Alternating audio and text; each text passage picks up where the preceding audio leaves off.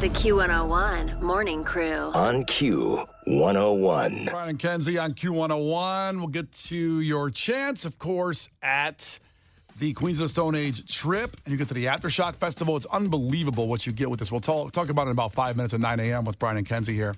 But first, you've heard a lot of talk on your news feeds about the SAG-AFTRA strike, the actors and the writers in Hollywood that are striking. And I just found this hilarious that Snoop Dogg was at a convention I think it was about economics of the music business. And people were asking a lot of just random questions and easy ones, expecting these generic type of answers that people usually give, but they got Snoop Dogg on the panel. And it came up about streaming. He related a little bit to music, but his answer was just so honest of somebody that sold 37 million albums and his net worth is $160 million. You think in a way he would just kind of hold the line and defend because he did well. He's okay. Right. He made it. He got grandfathered in, made all the money. Yeah, he's fine. But I love how he kind of just wants to help out new artists that are not in his position and won't be if they don't change something. But here was he's sitting here in front of a bunch of these people and just started talking about streaming and who's in charge. But streaming got to get their together because I don't understand how the you get paid off of that. Can somebody explain to me how you can get 1 billion streams and not get $1 million? That don't make sense to me. I don't know who the running the streaming industry, if you in here or not. But you need to give us some information on how to track this money down. Because 1 + 1 ain't adding up to 2. That don't add up. And I have to say it. Because that's the main gripe with a lot of us artists is that we do major numbers with streams and but it don't add up to the money. What the is the money? When I first came out, my records would sell based off of physical. If you sold 1 million copies, that means if $9.99, $9 million, you get this percentage, that's what it is. So if I sell how many streams, how much money do I get? It's not being translated and it's not working for the artist right now. And I just want to speak to that. In the music industry, that's try to cut them off. Yeah. And we need to find a way to figure that out the same way the writers are figuring out. The writers are striking because streaming, they can't get paid. Because when it's on the platform, it's not like in the box office. In the box office, if it does all these numbers, you may get an up. Oh, it did this minute, here's another check. But on streaming, you got 300,000 hours that somebody watched your movie. Where's the money? Somebody may hear this and be able to do something about it so that way the next artist don't have to struggle or cry or try to figure out how to get to his money. Because some of these artists are streaming millions and millions and millions and millions of streams, and they don't got no millions of dollars in their pocket. So I just wanted to say that. Yeah. Good job, Snoop. Yeah. Speaking that's of, exactly what I say when I see my paycheck. Where is the money? Yeah, that's our new tagline. Where's the money? I see all the deductions for Illinois for everything. Yeah. I apparently pay all of the Illinois bills. I'm like, oh, okay. You're keeping the state afloat. I'm like, good job. I'm hungry. But it's nice that you're fixing a pothole, I guess. But I had to feed a family. That's why I worked all the days. I love that Snoop did that, though. It's because he doesn't have to. He's set. He's doing good. 160 million, and he's lucky. And a lot of these bands that you love were lucky to be around when you still bought CDs because the money was more trackable. And in the streaming world, it's so hard. On Snoop's behalf, he would be making more money if the streams never happened, he would still be making significantly more money. What he's saying is think about how many streams he has and it's not equaling dollars either. Right. Still now. Yeah. To this day. I know. And it is crazy because we kind of have a luxury. I know it still costs money, so people are like, that's not a luxury. But all these services that we stream, and we have 1 million movies at our fingertips, and it's, Spotify, maybe it's like $9.99 a month or whatever for your whole family. You listen to every song. CDs used to cost that much. So there is, these CEOs could definitely make less money. We could take care of the whole problem. I'm not saying that. But there is less money coming in, I feel like, per project, probably. Well, I think... And how do you go backwards? You can't. You're right, because the CD costs $10. Now it's $10 to get all that. So it's good for the consumer, because you get everything. But the artist... Right. And apart, there's another audio that I'll play later, maybe from James Vanderbeek, talking about it's going to basically price people out of having a career doing that. And I think there is money. I think there's a lot of money snuck places up top in these organizations. We all know that. Everybody knows the head of their company is making way too much to send emails to be on Zoom calls. Yeah, it's not just CEO salaries. I mean, you're right. They're so crazy, like 600 times more than the people below. Well, especially in like the Hollywood, Yeah. like those levels. They're making insane money. Like, what was it? Less than 2% of the CEO's salaries in the Hollywood could take care of all of the requests Yeah. of the union. So, yeah, I think people have this impression, like a Snoop, who's already a millionaire and all that. He's trying to help out these people that are just starting now. Maybe there are people listening that are in the music business or a writer.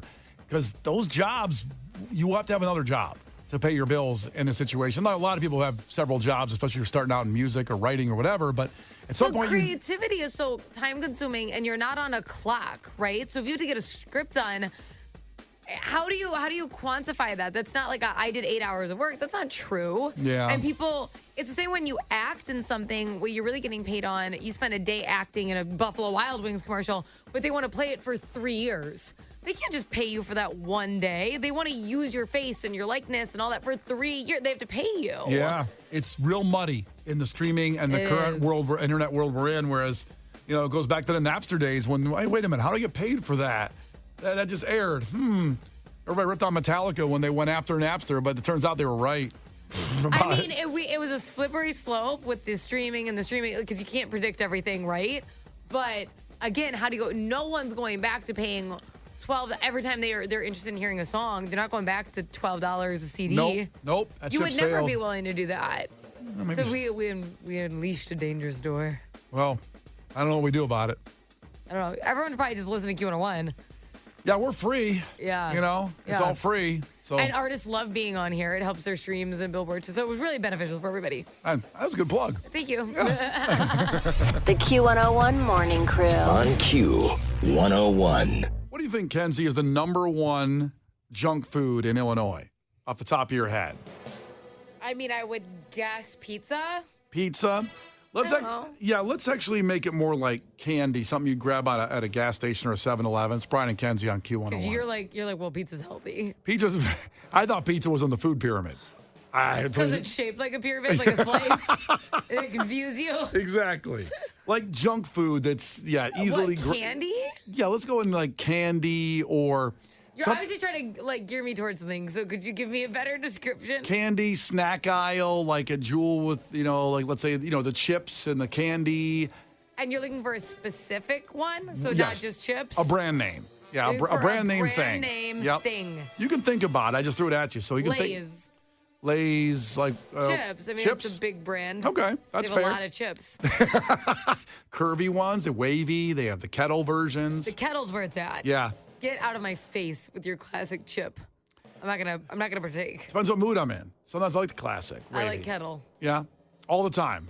There's no changeover. I like kettle. I will settle for wavy. Classic? Okay, well, that's just, I mean, we did not spring for anything enjoyable at this party. A classic chip. Well, listen, we're going to tell you here coming up at 9:20 what the number one junk food in Illinois is. And I'll tell you how they got there, too. But text in right now, 312-591-8300. What do you think the number one junk food is in Illinois? What's like in your car little middle thing right there? When the traffic hits, you just got to start munching on it. Your cup holders? Cup holders. I was thinking about the armrest. Glove compartment? Armrest opens up, and you put the snacks in there so the sun doesn't melt them. You ever do that? How many snacks do you have in your car? I don't want to talk You about don't even it. commute. The Q101 Morning Crew.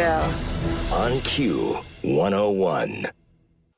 The Q101 Morning Crew. On Q101. Lauren's back. Aloha. Back again. Hey. Check who's back. Okay, what's up, Lauren? What's up, guys? It's Brian and Kenzie on Q101, and Lauren returns after 17 weeks away. Felt like that. Well-deserved vacation. You did deserve it. Where'd you go again? I went to sunny Atlanta. I went to Seaside, Florida, up in the Panhandle. Ooh. Back to Atlanta. Kind of drove up to Maysville, What's that? Georgia. It's BFE, Georgia. Okay. A lot All of right. family, a lot of birthdays, a lot of beach. Brought sand back with me, so You brought Love it. sand. yeah. You know when you go somewhere that's tropical, sandy, and then you're unpacking, and you just find sand everywhere.